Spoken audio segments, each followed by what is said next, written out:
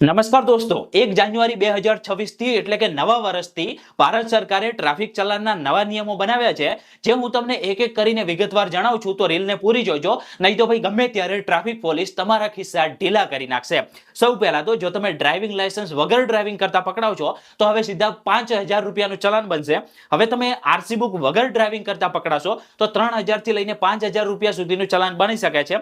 હવે તમે ઇન્સ્યોરન્સ વગર ડ્રાઇવિંગ કરતા પકડાવ છો તો 2000 રૂપિયાનું ચલાન બનશે, અને બીજી વાર પણ તમે વિધાઉટ ઇન્સ્યોરન્સ પકડાવ છો તો 5000 રૂપિયાનું ચલાન બની શકે છે. હવે તમે હેલ્મેટ વગર ડ્રાઇવિંગ કરતા પકડાવ છો તો 1000 રૂપિયાનું ચલાન બનશે, અને સાથે સાથે તમારું ડ્રાઇવિંગ લાયસન્સ છે તે પણ સસ્પેન્ડ થઈ શકે છે. હવે તમે સીટ બેલ્ટ પહેર્યા વગર ડ્રાઇવિંગ કરશો તો પણ 1000 રૂપિયાનું ચલાન બનશે, અને બાઇક ઉપર ટ્રિપલ રાઇડિંગ કરો છો તો પણ 1000 રૂપિયાનું ચલાન બનશે, અને સાથે સાથે તમારું ડ્રાઇવિંગ લાયસન્સ પણ સસ્પેન્ડ થઈ શકે છે. તો આ વિડીયો ભાઈ દરેકને શેર કરી દેજો. આવા વધારે વિડીયો જો તમારે ગુજરાતી ભાષામાં જોવા હોય તો આપણા પેજને ફોલો કરી દેજો.